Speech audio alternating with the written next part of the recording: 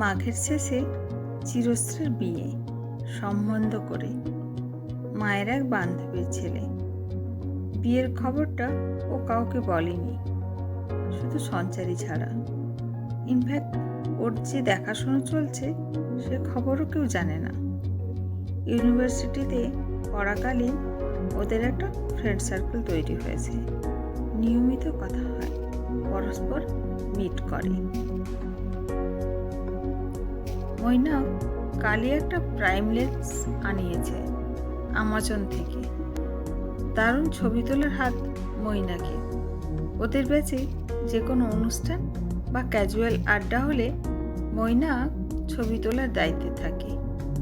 কম কথা বলা লাজুক মৈনাক ওদের হুল্লোড়বাজ বন্ধুবৃত্তে একটু বেমানান। চিরশ্রীর প্রতি ওর যে একটা সফট কর্নার রয়েছে সে খবর মৈনাক কোনোদিনও কাউকে জানতে দেয়নি। চিরশ্রীর অনেক ছবি সে যত্ন করে সাজিয়ে রেখেছে। প্রাইম লেন্সটা ওর জন্যই আরো বেশি করে কেনা, সে কথা মৈনাক কাউকে বলেনি। হলুদ রঙের শাড়ির সাথে সবুজ রঙের ব্লাউজ পরে পিকনিক এসেছে চিরশ্রী। চোখে টানা কাজল, মেয়েদের হলুদ শাড়ি আর ছেলেদের হলদে পাঞ্জাবি, এই হলো আজকের ড্রেসিং মেনু। রবীন্দ্র নৃত্যে মাস্টার্স কমপ্লিট করেছে চিরশ্রী। নাচলে শরীরের প্রতিটা অঙ্গে যেন একটা কথা বলে। সুললিত দেহখানি যখন অপরূপ বিভঙ্গে স্টেজে পারফর্ম করে, অদ্ভুত লাবণ্যময়ী হয়ে ওঠে চিরশ্রী। তখন আর চোখ ফেরানো যায় না, অন্য কিছু ভাবা যায় না।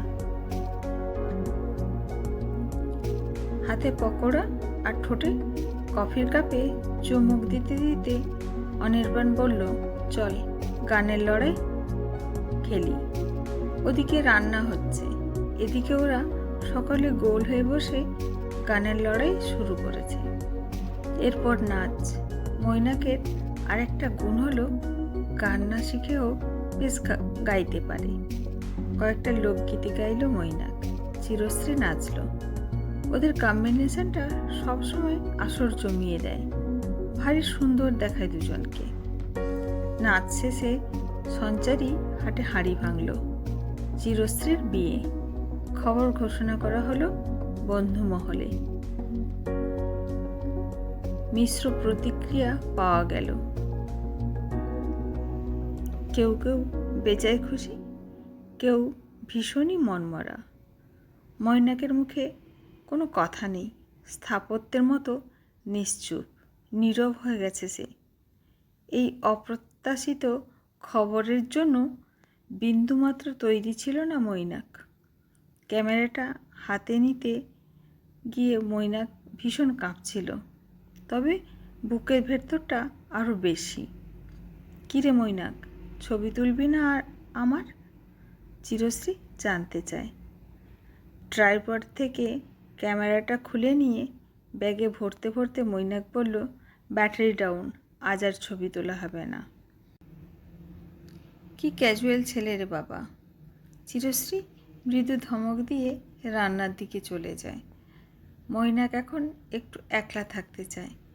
ভেতরে জ্বলতে থাকা, পুড়তে থাকা হৃদয়ের একটুখানি অবসর চায়।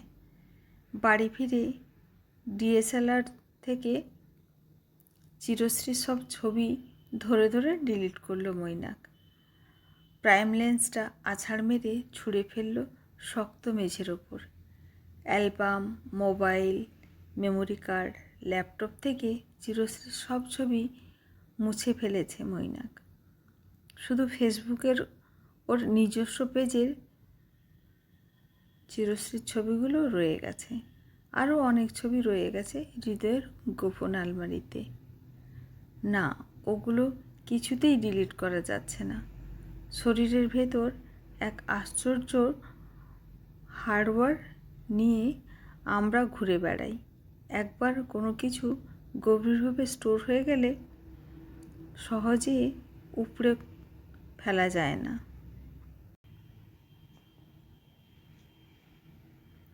মৈনাকের একটা ছবি সর্বভারতীয় ফটোগ্রাফি প্রতিযোগিতায় উইনার হয়েছে।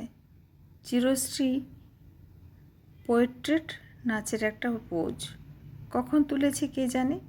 সঞ্চারীর কাছ থেকে এইমাত্র খবর পেল চিরশ্রী। হোয়াটসঅ্যাপে পাঠানো লিঙ্কে ক্লিক করে অবাক চিরশ্রী। মৈনাকের পেজের দেওয়াল জুড়ে শুধুই চিরশ্রীর ছবি, আর প্রতিটা ছবির নিচে সুন্দর সুন্দর সব ক্যাপশন। প্রথম দেখায় ভারী রাগ হলো চিরশ্রীর। সঙ্গে সঙ্গে মৈনাককে ফোন। কার পারমিশনে তুই আমার ছবি কম্পিটিশনের জন্য সিলেক্ট করলি? মৈনাক ভীষণ লজ্জিত। সরি চেয়ে নিল সে। এক্ষুনি আর সব ছবি তোর পেজ থেকে ডিলিট কর। ঠিক আছে। চিরশ্রী ফোনটা কেটে দেয়। কিছুতেই ঘুম আসছে না চিরশ্রীর। কোথাও যেন বুকের ভেতর একটা অস্পষ্ট চাপা যন্ত্রণা ওকে কুরে কুরে খাচ্ছে। বহু চেষ্টা করেও ঘুম হলো না ওর। রাত্রি 11:30 নাগাদ মৈনাককে আবার ফোন করে চিরশ্রী। ঘুমিয়ে গেছিস? না, সব ছবি মুছে ফেলেছি। ইনফ্যাক্ট পেজটাও মুছে ফেলার চেষ্টা করছি।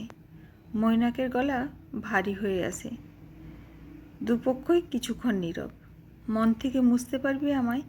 চিরশ্রীর গলায় যেন এক অদ্ভুত মায়া জড়ানো অভিমান। সময় সব কিছু ভুলিয়ে দেয় শ্রী। কি বললি? শ্রী এই নামে আগে কেউ ডাকেনি আমায়। আচ্ছা একটা কথা বলতো, যার সামনাসামনি হতে এত দ্বিধা, যাকে প্রকাশ করতে এত সংকোচ, তার জন্য শুধু শুধু কষ্ট পাস কেন? কি করে বুকের ভেতর এত যন্ত্রণা নিয়ে ঘুরে বেড়াস? কিছু কিছু প্রেম একতরফা হয়, বলা হয়ে ওঠে না। অপূর্ণতার মধ্যেই পূর্ণতা পায়।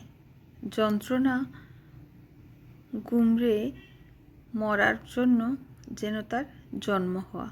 এভাবে পড়তে পড়তে একদিন সময়ের অন্তরালে হারিয়ে যায় সে। চিরশ্রী চোখ বন্ধ হয়ে আসে। বুকের ভেতর একটা দলা পাকানো কষ্ট ঠেলে বেরিয়ে আসতে চায়, পারে না। নিজেকে একটুখানি সামলে নিয়ে বলে, আমার বিয়েটা ক্যান্সেল হয়ে গেছে। মৈনাক অবাক হয়ে জানতে চায়, কেন? বিয়ের পর আমার নাচে ওদের আপত্তি। আমি না করে দিয়েছি। খুব কষ্ট পেয়েছিলাম জানিস। সব কিছু অনেক দূর এগিয়ে গেছিল।